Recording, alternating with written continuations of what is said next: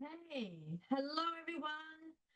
Megan Taslaman here, back from Peru.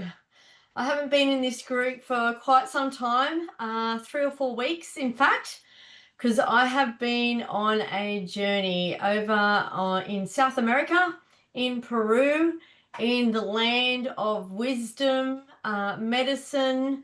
Where a lot of our pharmaceutically derived medicines have come from. They've actually come from the Amazon jungle. And honestly, my experience was 100% not what I was expecting. It was challenging, absolutely 100% challenging on all levels, from a physical level, a mental, emotional. Um, I mean, look, words cannot express the impact that this trip has had on me, not just now, but dare I say, forever and a day. And even as we speak, I was, reading across, I've written some notes for today's live, and I was thinking, am I ready to actually talk about this? And a part of me is saying, well, no. But what I've decided is I'm going to impart as much as I can today, to inspire hope and understanding for your own thyroid wellness or chronic disease health issue, because what I have uncovered myself personally, which I feel like is a message to the wider audience, is that, I mean, we know that health is not just the physical, that we're not the sum of our parts, that there is so much to health and wellness than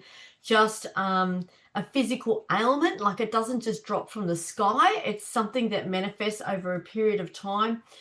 However, this particular experience and journey that I took part in um, basically gave me the message that this is so pertinent to health and wellness, like our emotional well-being, our ability to align with our higher self rather than be dictated by our ego is incredibly important for our future health, for our current health, and also for our healing.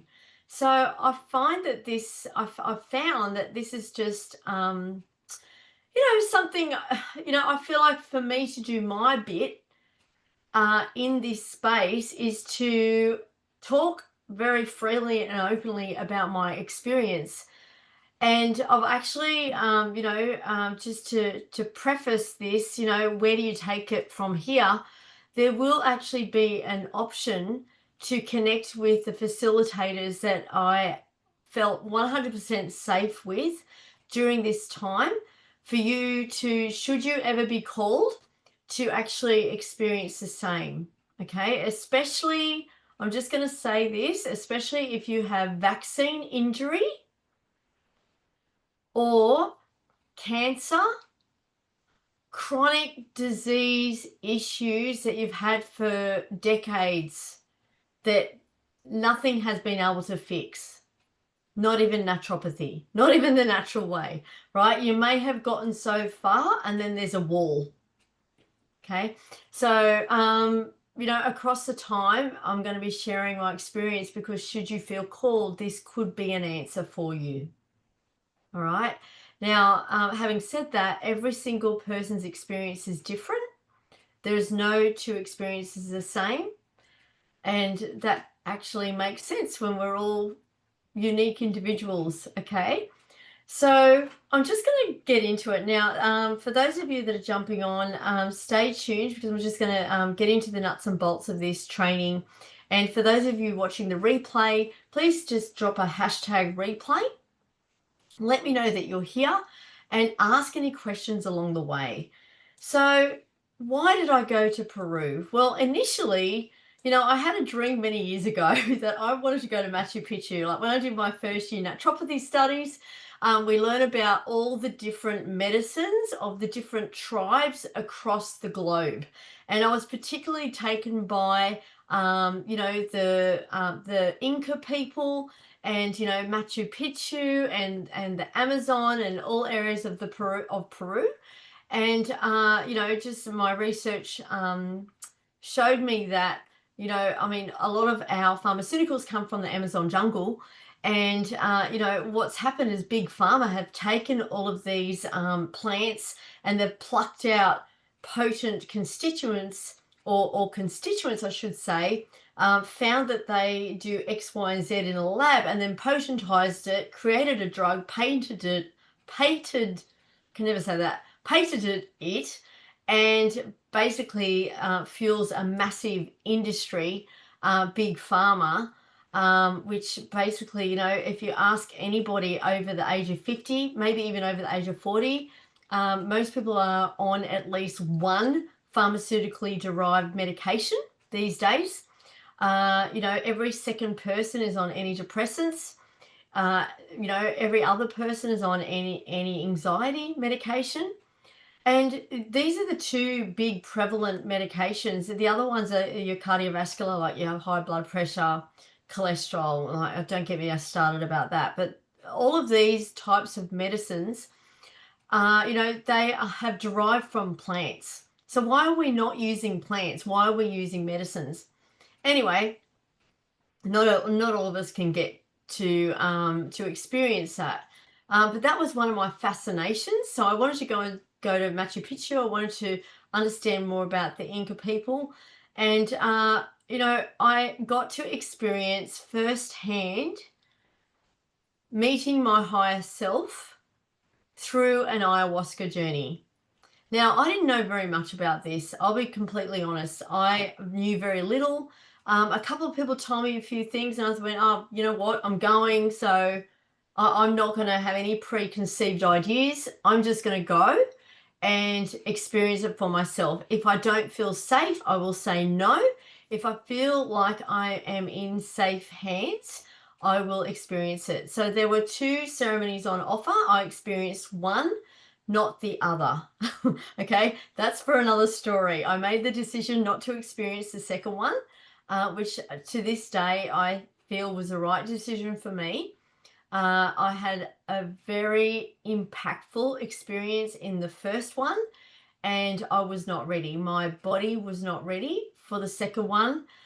Should I experience the second one in the future? Maybe, certainly, if I feel called, but at that point in time, I wasn't.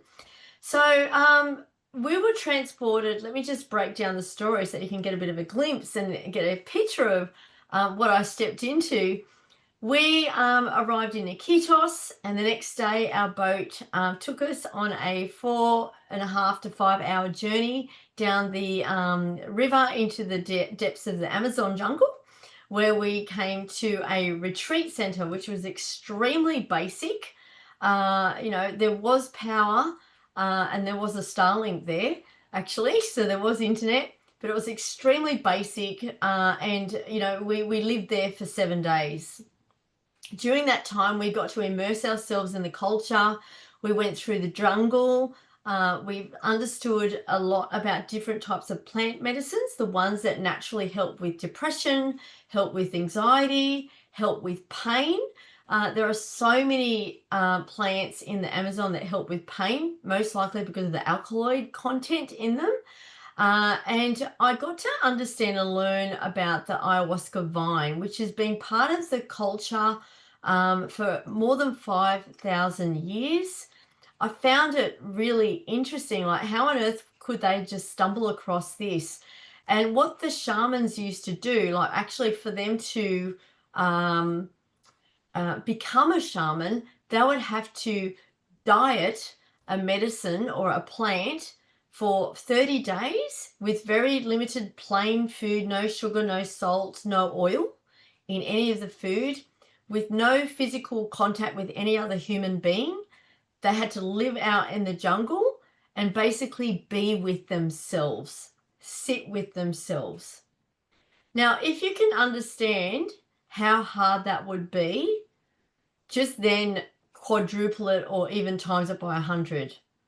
Because us in our beautiful, comfortable Western civilization, we often cannot even sit with ourselves for 5 minutes. Like, if you're sitting down, when do you just answer the question? Like, if you're sitting down and the phone's there, how often do you just naturally go and pick up the phone? How often do you just naturally go and do X, Y, and Z? You know, how many of you at night just switch on the TV without any agenda for doing so?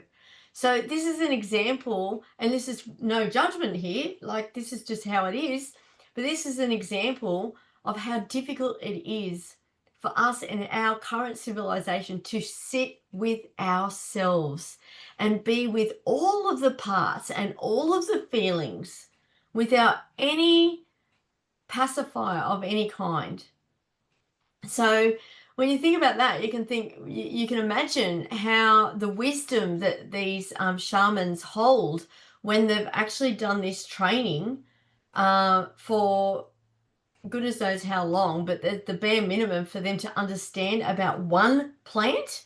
They diet the plant. They have food, so they're not starving. It's not a starvation diet, but they basically diet the plant every day, meaning that they ingest the plant every day across 30 days without any other human contact, any basic needs, and just basic plain food that's delivered to them without them having contact with that person.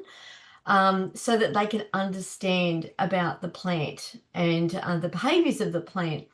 And it's the wisdom through this that we know so much about different constituents and where they are derived from. Okay. And one of the plants which is highly revered is the ayahuasca, which is regarded as the grandmother spirit of the Amazon jungle. So often it is it's has a feminine, you know, there's masculine and feminine, like this is just a whole nother element, and I'm not going to pretend to know that to say that I know all about it. I'm just simply imparting you know, what I have learned on this incredible journey. So it is the grandmother spirit, so she knows so much, she has so much wisdom and understanding, and she will, you may think that you're undertaking this journey, which is basically a drink. Like, so we actually very much were involved in the making of the medicine. They call it medicine. In the making of the medicine, you know, we went out into the jungle, we found the vine, you know, some of that vine was harvested. You know, we actually were very, very involved in making the medicine. It actually is combined with other plant medicines that have different properties for pain relief, antidepressant, all of that type of thing, and boiled up so that it's like 80 liters of water, and that is reduced 4 times to basically reduce to about 4 liters from 80 liters across about 2 to 3 days. So that's how the medicine is made. And it's not just a matter of, okay, let's just take this medicine. It is a ceremony which is opened and closed by a shaman. Now, the shaman, we had La Maestra on the actual journey that I was in.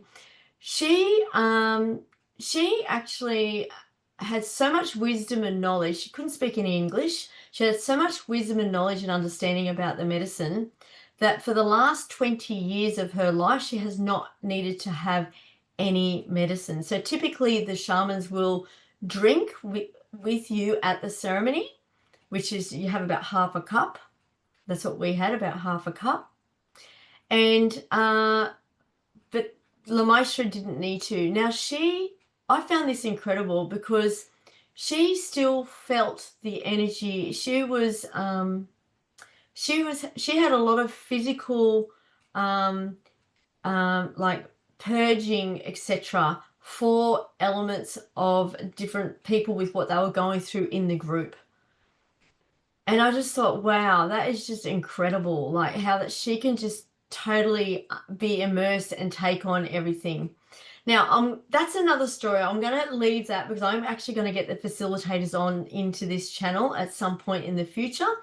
If you'd like to learn more about the actual ayahuasca journey, just type Aya, A-Y-A, and I'm just really wanting to get a clear understanding of who is interested, because I'm looking at getting Mackenzie and Luke, the facilitators, that we've already set it up. We just don't have any dates organised yet.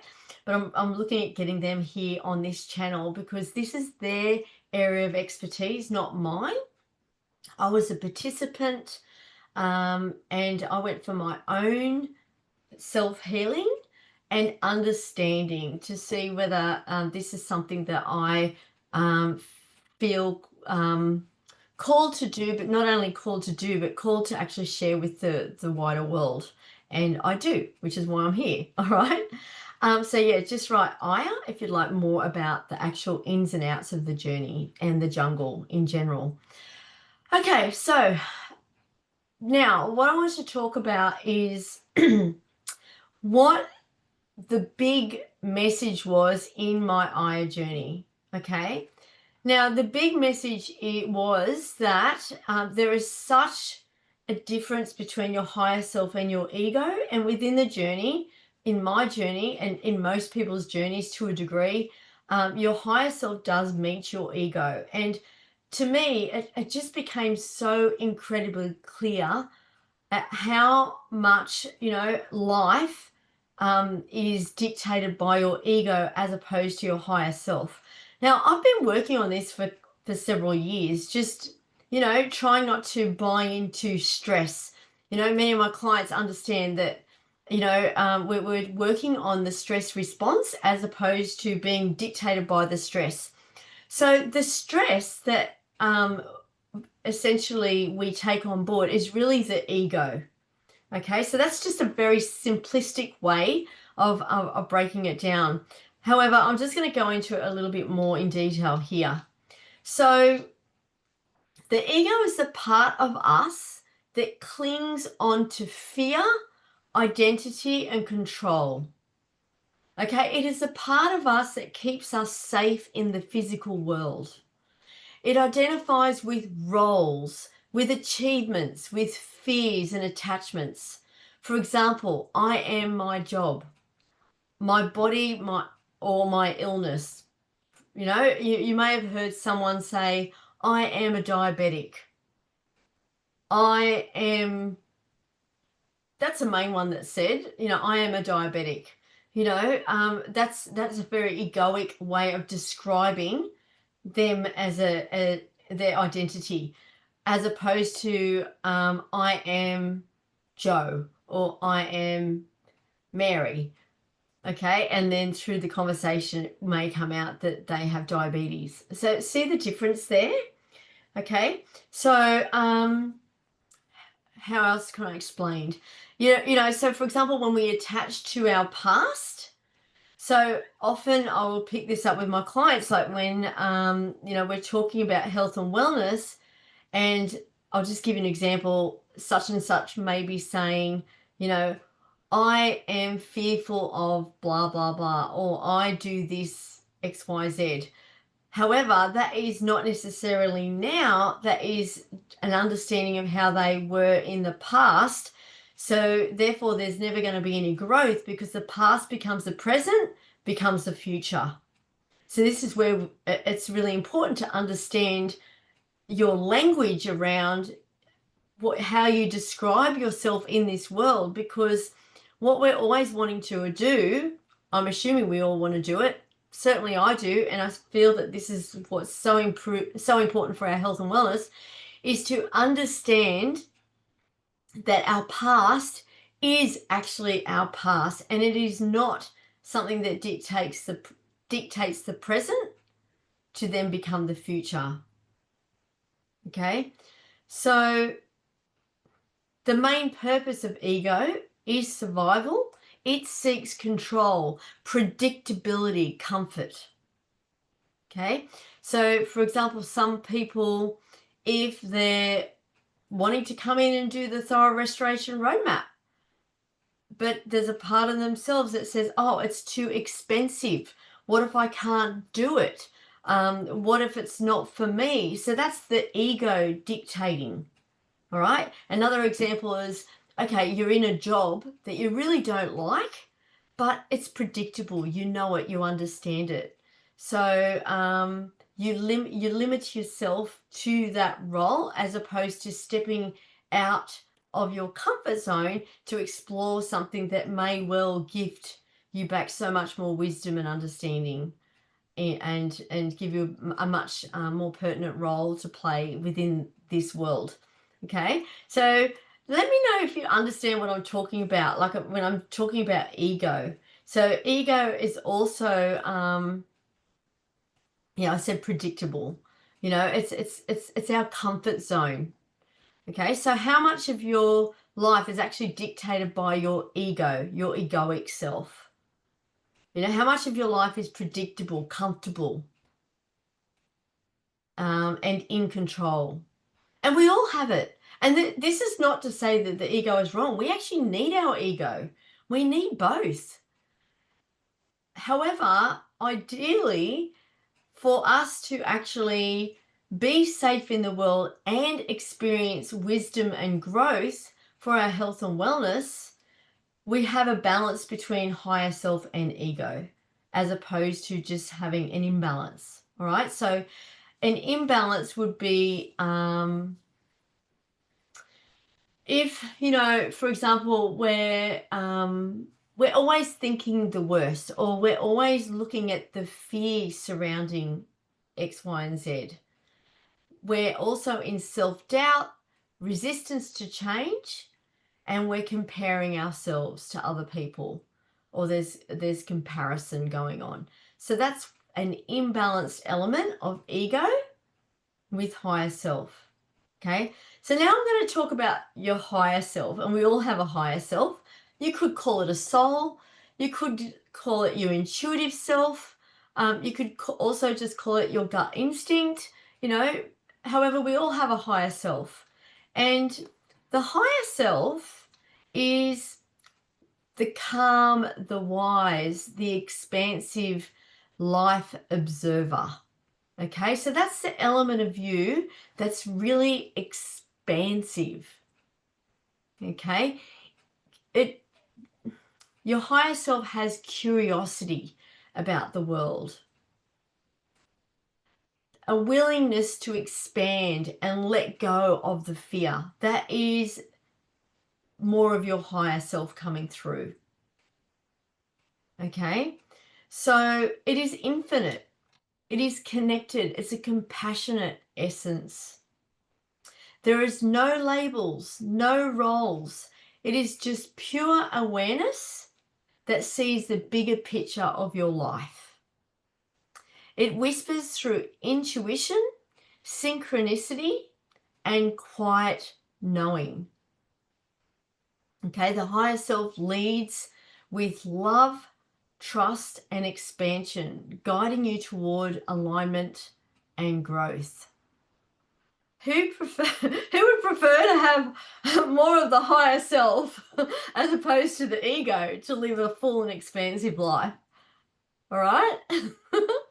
To me, it's like a no-brainer. It's like, yes, of course. Bring me the unpredictability, challenge me in this area so that I can grow and be more of me. All right. And I feel that when we allow ourselves to explore and play in this element of ourselves or aspect of ourselves, that's where we begin to trust, because we see that the wheels aren't going to fall off. We see that things aren't going to break if we trust that aspect of self. All right? Yeah, we see that we are able to tap into true healing. We don't need the reliance on that medication. I'm not telling you to go off medication, right? I'm giving this as an example, right? We don't need the reliance on education system because we have inner wisdom inside. We don't need the reliance of a degree for validity for us to actually expand ourselves. Okay, so this is kind of difference. Now, I'm not saying, it almost sounds like I'm being judgmental of the two. I'm actually discussing what happened in my ayahuasca journey. I definitely had a death experience of my egoic self. It was horrendous. It was the most horrendous experience of my life. In fact, I thought I was going to die. It was really, really scary, horrible, painful on all levels. And it's really interesting because I thought, like, here I am talking about it, you know? And it wasn't until after the fact, I think I was shell shocked for a couple of days, but it wasn't until after the fact that I actually thought, okay, this now makes sense. And all the information started to actually pour through into every single cell in my body. And I thought, wow, that actually had to happen for me to see, for me to understand and identify what was driving my life. Because even though I like to think that I am very aligned and attuned to my higher self, the truth of the matter is my ego was in the driver's seat. It is for most of us in varying degrees. Now, you might be thinking, well, what on earth does that have to do with health? Everything. Because if you're being dictated by your ego and you're so connected and entrenched with your ego and not listening to your intuition and your higher self, well, then you're going to be living in fear. You're going to be dictated by the stress, which is circumstantial and around you, not necessarily in you, because we are not stressed beings. We become stressed because we allow that to occur because of our perception and the way we perceive life as we know it. Now, I'm not talking about if a volcano is going to erupt next door. Of course, that is a legitimate occurrence that you should be stressed about because that's going to elicit the hormones for you to get away, right? We know the fight-flight situation. We know the tiger story. All right. I'm talking about the day in, day out elements of stress. And when I came back from Peru, I walked in my home and I thought, oh my goodness, there's absolutely nothing to be stressed about at all. Now, do I suffer from stress? I have done in the past. I feel like across my journey, even before going to Peru, I feel like I've got a much bigger handle on that and perspective on that and understanding of that, which is what I bring through my teachings, through to my clients. However, I feel like, this particular experience has completely catapulted that understanding, awareness, and level to new heights. Because if we allow ourselves to be stressed, we allow ourselves to be dictated by life as opposed to being in alignment to our higher self, to expand with the messages through the universe, messages with our gut instinct, our inner knowing. Even like several months ago, I had a lady that called me and she said, I'm not sure. I don't know whether I should get a scan done. I've heard, that the X, Y, and Z. But something alerted her to have some preliminary information and understanding. And then since then, she contacted me. And really, it's not for me to judge. I said, well, what's your gut instinct? Anyway, long story short, she ended up having the scan done and she ended up finding that it was cancer. Did she go down biomedical? No. She made her own decision not to. However, for her specifically, it was really important for her to know that diagnosis so that then she could treat it naturally. All right. So my point being there is that was her higher self that was giving her the messages to go and get something checked. So we don't want to ignore these messages. We want to be in alignment and attuned to them so that we can make the right decisions for our health and wellness on a daily basis, on a weekly basis, on a monthly basis. And I feel that when we're living in joy, we're living in peace, love, and harmony. Because it is the joy that is expressed through our life that keeps the stress down. It is the joy that allows for the endorphins to flow in our body. And what are the endorphins? They are healing. They are little healing molecules because they make us feel good. So this is really the whole journey. Now there's nitty-gritty, there's ins and outs. In fact, my ayahuasca journey was broken down into 3 parts. There was the death of ego. There was the Hokopono, where I felt all my values completely rearranged before my eyes, and my true value, which I didn't think was my value, basically played out in a big story. Okay, I'm not going to talk about that. There are elements of that that are very personal. However, I will be talking about elements of this in another training where I see it's relevant for people. Okay, and that will most likely be with the facilitators. So that was part 2, and part 3 was my higher self. It was all about my higher self. The messages that came through were life is easy. Life is so much fun. And boy, did I laugh. I had the best therapeutic laugh that I've ever had in my whole entire life in that journey. More so than the ones that I remember with my best friend at age 8. You know, the belly laughs that you have when you're a kid, and they seem to diminish as you get older. All right. So, yeah, and it was just amazing. The learnings that I got from that, it was almost like 10 years of therapy rolled into one single ceremony, which lasted about 4 hours. So it was truly amazing. And then what unfolded after that was all the messages, all the learnings, all the understandings. You know, this journal is filling up. I'm journaling, you know, not daily, but every other day, about my experience, about new messages that are coming down, new understandings, new elements, because there is so much more. Like that was the big standout for me on this whole entire trip. However, there were also other plant medicines that we got to experience and understand and learn about. There was also the Huachuma, otherwise known as San Pedro, which is mainly used by the mountain people. So I'll talk about that another time. And then there was just the whole experience of being in Peru and the heart-centered people. They are like arguably live in like third world poverty-stricken conditions, and they are the most lit up, amazing, beautiful, heart-centered people on the planet. Truly heartwarming. So even there, right there are huge lessons. You know, and some of these, like I got to meet 2 shamans. There was La Maestra and Don Gardel, which are both 2 highly renowned shamans of the Amazon that are very well known.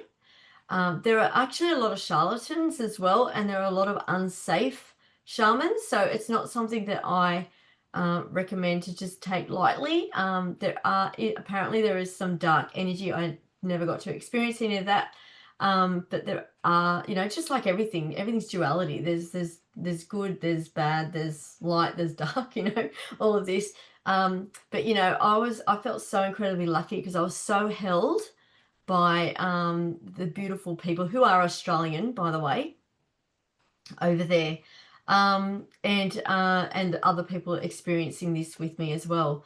So yeah, so I just want to now talk more about how this analogy and you know, the aspects between ego and higher self, and how this is linked in with your health.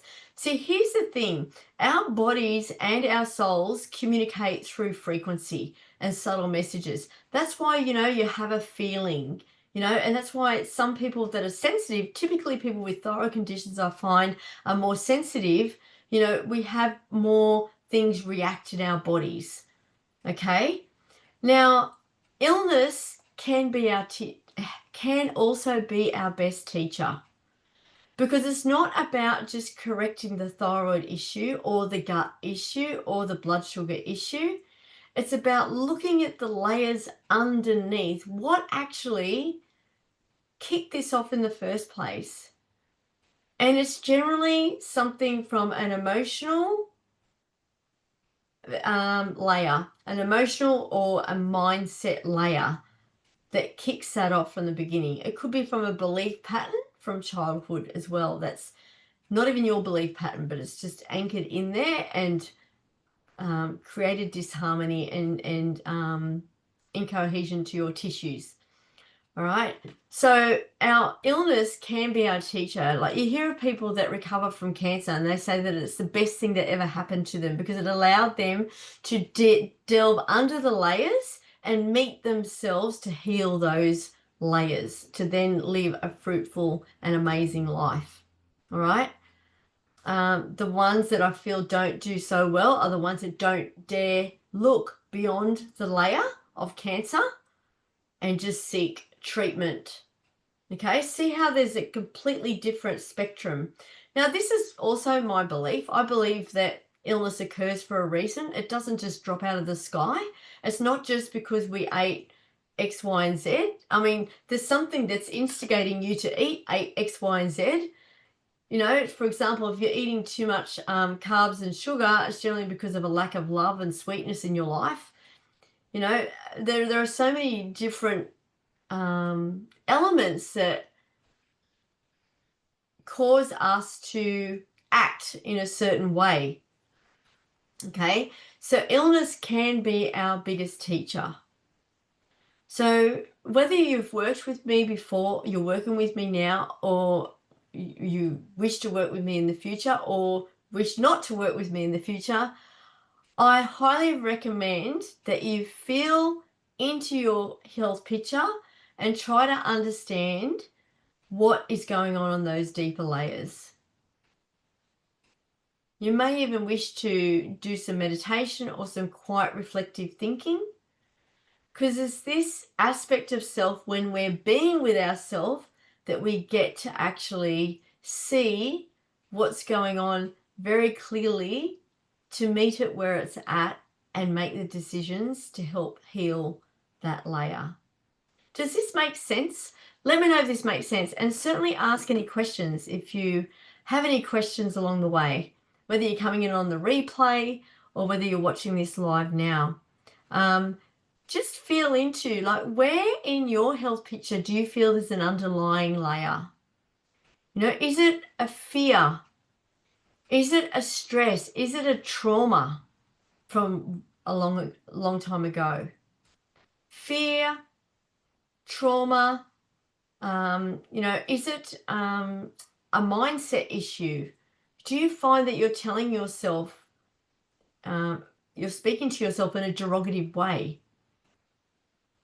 Yeah, I'd love to hear. You know, don't need to talk about the details unless you're called to, but I'd love to hear in the chat. Just, you know, we all have something that's hooking hooking us into having the illness. All right. So another reason why I went on this journey is I was looking for I'm looking for something to help people that are vaccine injured.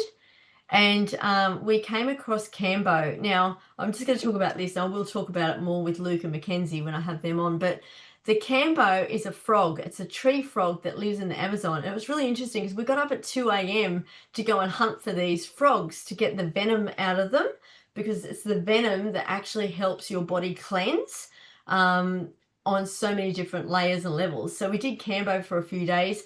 There was one lady going in there because she'd actually healed herself from cancer and she wanted to experience Cambo for several days to really seal the deal on that.